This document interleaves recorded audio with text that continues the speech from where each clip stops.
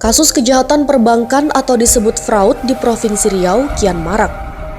Ironisnya, pelaku kejahatan perbankan itu didominasi oleh internal pegawai bank itu sendiri. Ibaratnya pagar makan tanaman. Kondisi ini dapat mengancam kepercayaan publik kepada bank menurun. Jangan sampai bank justru mendapat stigma sebagai tempat menyimpan uang yang tak aman lagi. Karena banyak terjadi kasus fraud melibatkan pegawainya sendiri. Berikut ini kami laporkan sejumlah kasus kejahatan perbankan di Provinsi Riau yang menonjol.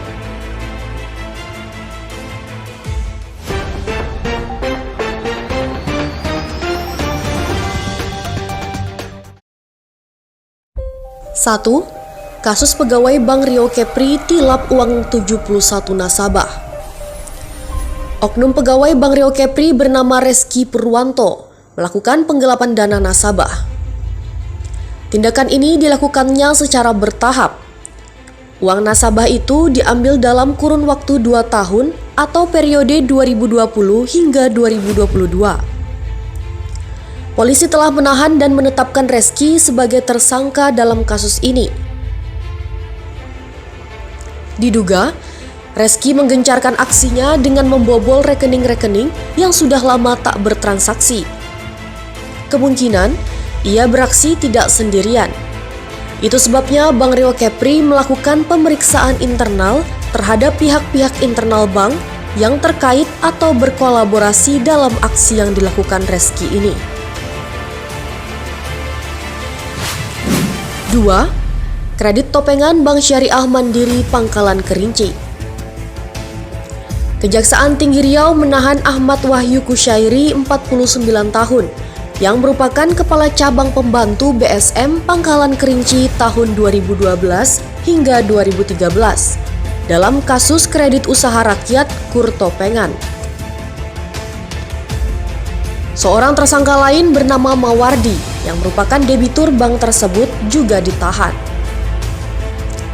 Keduanya diduga terlibat dalam kasus tindak pidana korupsi pada penyaluran kredit usaha rakyat terhadap 109 nasabah di BSM Cabang Pembantu Pangkalan Kerinci tahun 2012 dan 2013. Modus para tersangka dalam perkara ini dengan kredit topengan. Kredit topengan merupakan pengajuan kredit menggunakan nama orang lain dan uangnya dikuasai atau digunakan seluruhnya oleh orang lain yang bukan debitur. Korupsi ini terkait pembiayaan KUR kepada 109 nasabah atau debitur di BSM Cabang Pembantu Pangkalan Kerinci tahun 2012 senilai 41,4 miliar rupiah. Adapun potensi kerugian keuangan negara Bank Syariah Mandiri sebesar 16,6 miliar rupiah. 3.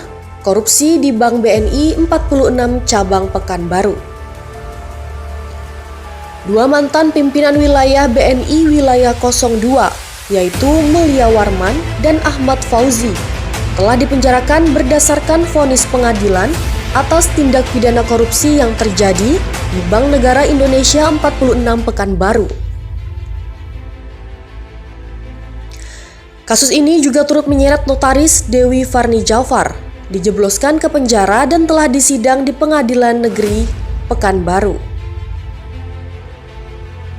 Skandal korupsi ini berupa kredit fiktif sebesar 40 miliar rupiah, bermula pada tahun 2008 lalu. Saat itu, diduga terjadi tindak pidana korupsi dalam proses pemberian kredit refinancing kepada debitur PT BRJ. Rinciannya sebesar 17 miliar rupiah pada tahun 2007 dan 23 miliar rupiah pada tahun 2008. 4. Kasus kredit topengan Bank Rakyat Indonesia. Kepolisian Daerah Riau menahan seorang mantan karyawan Bank Rakyat Indonesia atau BRI berinisial RH. Tersangka RH disangka melakukan tindak pidana dengan modus kredit topengan pada program kredit usaha rakyat atau KUR. RH memberikan iming-iming fee sebesar 1,5 hingga 2 juta rupiah dengan tiap orang dengan meminta identitasnya dipergunakan sebagai pengaju kur. Tim kepolisian pun melakukan penelusuran hingga diperoleh adanya debitur topengan yang disiapkan tersangka untuk menerima aliran dana kur.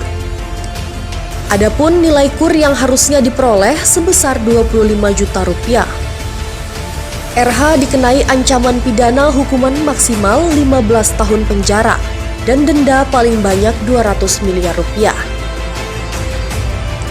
Penyidik akan mengenakan konstruksi pidana perbankan sudah dinyatakan P21 serta tindak pidana korupsi. 5. Pembobolan rekening nasabah BJB Pekanbaru. 2 pegawai Bank Jabar Banten atau BJB Pekanbaru dipenjara pada akhir 2021 lalu dalam kasus pembobolan rekening nasabahnya sendiri. Yang pertama, yakni teller Bank Jabar Banten cabang Pekanbaru, Tari Dwi Cahya, divonis hukuman selama 6 tahun penjara dan pidana denda 10 miliar rupiah, subsidiar 2 bulan kurungan.